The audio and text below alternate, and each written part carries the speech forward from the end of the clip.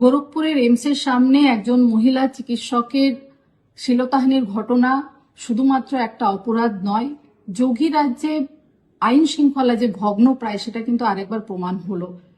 BJP শাসিত রাজ্যগুলোতে আমরা দেখেছি মহিলারা সুরক্ষিত নয়, সে যোগী রাজ্য হোক কিংবা মণিপুর হোক। কিন্তু আমরা যেটা দেখেছি যে যোগী রাজ্যে কিংবা মণিপুরে কোনো রকম কোনো কেন্দ্রীয় কমিশনকে আমরা কোনোভাবে দেখতে পাই না। বিজেপির কেন্দ্রীয় নেতা হোক, জাতীয় নেতা হোক, তারাও কিন্তু মুখে কুলু পেটে থাকেন, কিন্তু পশ্চিমবঙ্গে কোনো ঘটনা হলেই আমরা কেন্দ্রীয় কমিশনকে দেখতে পাই।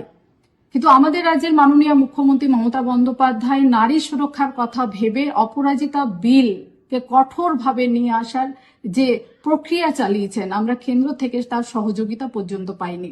আমাদের রাজ্যের মাননীয় মুখ্যমন্ত্রী মমতা বন্দ্যোপাধ্যায় এবং আমাদের নেতা মাননীয় অভিষেক বন্দ্যোপাধ্যায় বারবার সরব হয়েছেন যে মহিলাদের ওপর কোনো রকম খারাপ কিংবা জঘন্য ঘটনা ঘটলে তার শাস্তি কঠোর থেকে কঠোরতম হওয়া উচিত।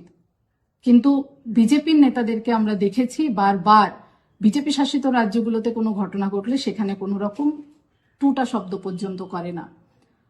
এবং আমরা আমাদের তরফ থেকে তৃণমূল কংগ্রেসের পক্ষ থেকে এবং একজন মহিলা হিসেবে আমি চাই এই ধরনের ঘটনার তদন্ত হোক, যোগী রাজ্যে যারা এই ধরনের ঘটনা ঘটিয়েছে তদন্ত হোক এবং তাদের শাস্তির ব্যবস্থা করা হোক। এবং আমি চাই কোন রকম কেন্দ্রীয় যে কমিশন যারা আছেন তারাও সেখানে যাক, মহিলাদের জন্য আওয়াজ তুলুক। মহিলাদেরকে সুরক্ষা করার দায়িত্ব কেন্দ্রের সরকার, যারা বসে আছে তারা বড় বড় কথা বলে, যারা বেটি বাঁচাও বেটি পড়াও এর কথা বলে, কিন্তু আমরা মহিলারা যখন অত্যাচারিত হয় তাদের মুখ একদম চুপ হয়ে থাকে। তো সেই জায়গা থেকে বলবো যে রাজনীতি না করে পশ্চিমবঙ্গের বুকে কিংবা পশ্চিমবঙ্গের দিকে আঙুল না তুলে নিজেদের রাজ্যগুলোতে মহিলারা যাতে সুরক্ষিত হয় সেই দিকটা ব্যবস্থা করেন। এবং কেন্দ্রের সরকারের কাছে দাবি জানাবো যে অপরাজিতা বিলকে মান্যতা দেওয়া হোক এবং যারা এই ধরনের জঘন্যতম ঘটনা ঘটায় তাদের কঠোর থেকে কঠোরতম সাজা খুব তাড়াতাড়ি কম সময়ের মধ্যে যেন হয় সেই চেষ্টা তারা করুক।